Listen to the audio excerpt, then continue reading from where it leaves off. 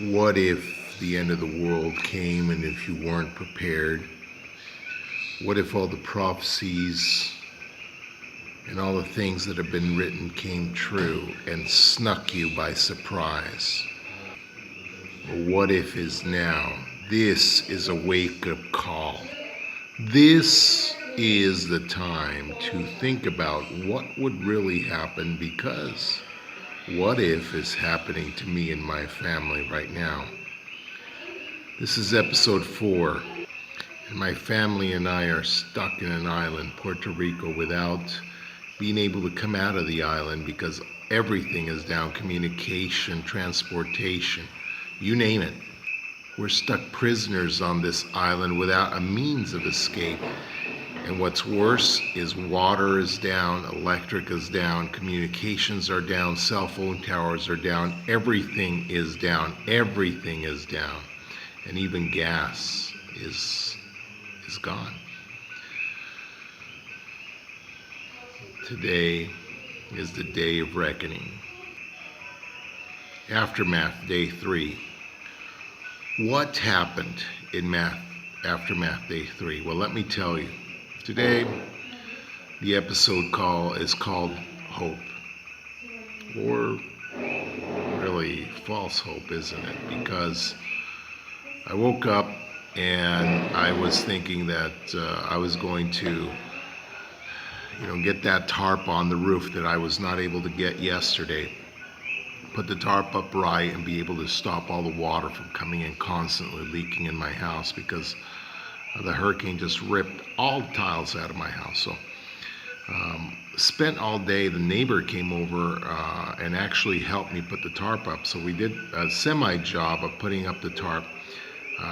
Things were looking better. The neighbor's son that works at the government said that they were going to be working on the water, so maybe we were going to get a trickle of water sometime. So that hope lasted all day, but the water never, ever came. The water never came. The neighbor across the street had water, not a full water, but a trickle that started to come out of their little spigot. So I asked them if I could come and fill up my jugs of water, which I did. Very gladly did. I wasn't able to go into the city today. I'm actually avoiding the city because of everything I've heard in the past few days about what's happening in the city.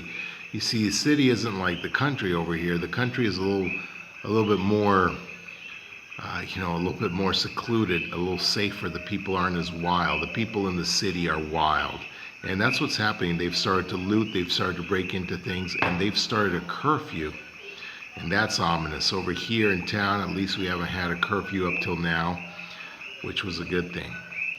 So I woke up with 3 things in mind. I woke up, number 1, gas priority. Why gas? Because as soon as I hear of any airports opening, we need to have a full tank of gas and take a mad dash to the airport to be able to get out of here, get back to the States.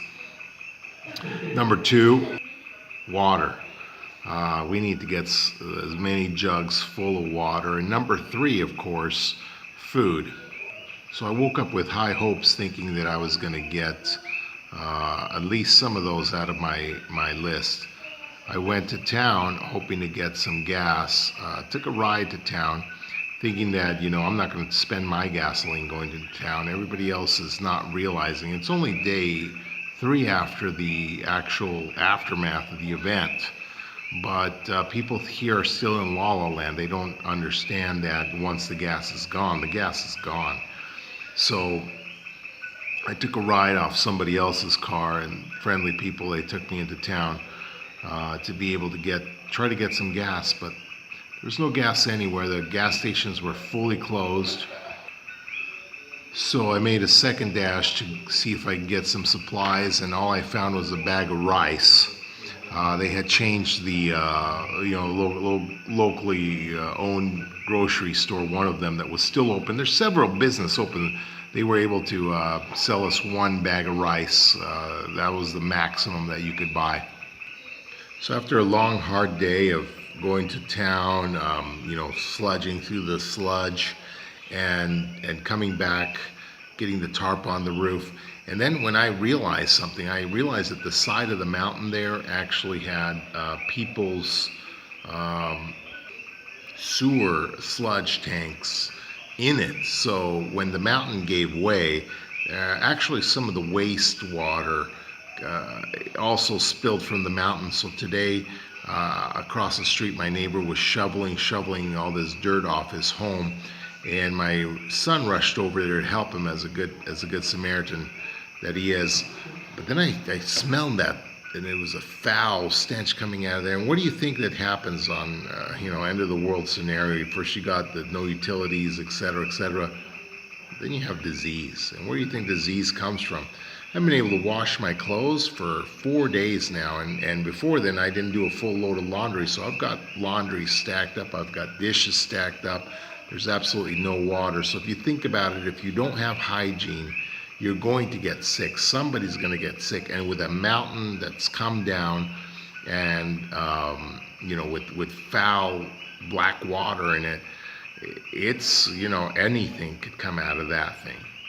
So I told my son, let's rinse off, Good Samaritan's a good Samaritan. Let's rinse off and let's be real clean out of here. And so we used this trickle of water so that we could get as clean as we could, get out of there. And so then we came back home. And I hate to say it because I didn't want to do it, but one of my neighbors insisted that I take a shower over there. He's got some storage water or whatever. And so, if he's insisting, I took him up on it. My son was saying, well, aren't we taking our hospitality a little too far? Hey, we needed a shower. We had sludge water on us, and so we needed to take that off. Otherwise, I'm going to take that to my family at home. There's only so far a wipe can do, and so I got to get some kind of system, some kind of pressure on me so I can get that stuff off of me. So we were able to take a shower over there, not a full shower, no, not with your running water, but with some pails and buckets, and put it over our heads, this kind of thing, able to clean off. And then a miracle happened, and this was where hope kicked in.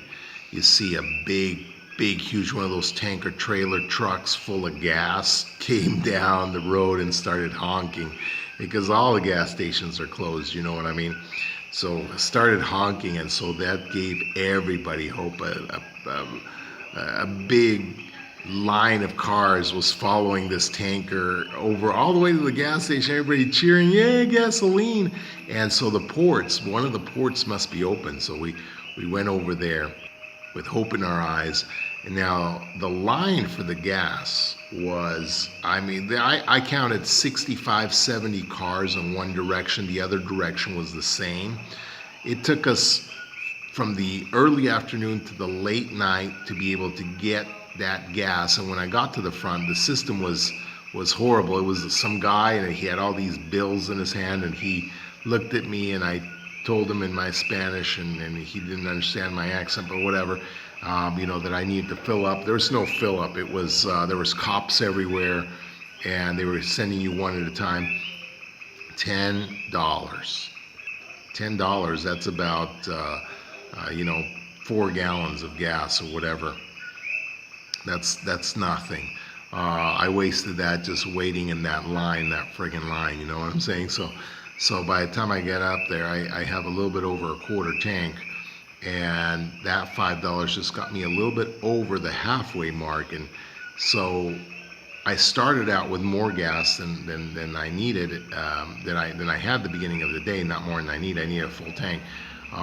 And so the gas part, I got a little check mark there, but not a full check mark. I thought, let's get to the back of the line again. Let's see if we can do this again and get a double portion of gas. So I did that, and I sent my son with the big gas bucket, the pail, to see if he can get some gas, and that way we'll double up and maybe fill the car up. I was thinking yes.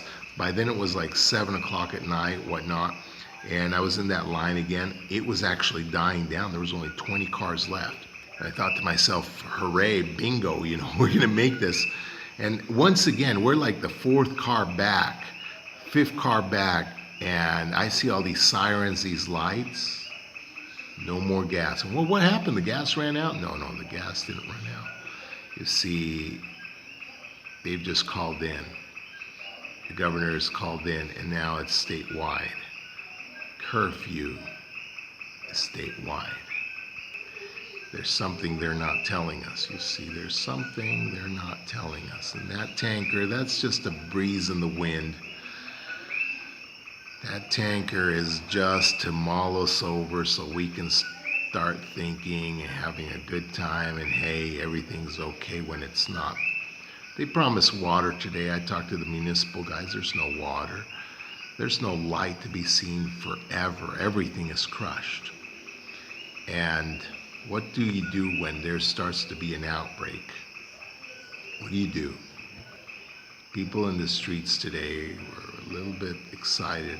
They were stressed out. It was a stressed out feeling until that tanker went through. But let me tell you, when the tanker filled that station up and when they kicked everybody out, the feeling of the people were no longer hopeful. It was a false hope. They could all sense something in the air. Something dreadful is coming.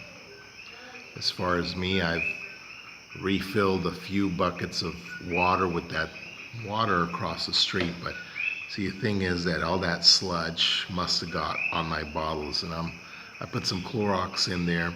I'm a little afraid to use that water for anything other than washing dishes and stuff, and washing my hands and sanitary things, but I'm not going to drink that water unless it comes down to that's my last water. I've got about 12 gallons of good water that I've gathered, but other than that,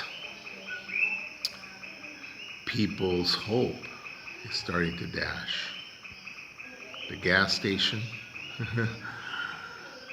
one of the guys said, I've got enough for me, I've got enough for my employees, but that's it. What would you do? And they're right. What would you do? I mean, this is a dog-eat-dog situation. And if you're not prepared, you're going to be dog eating dog.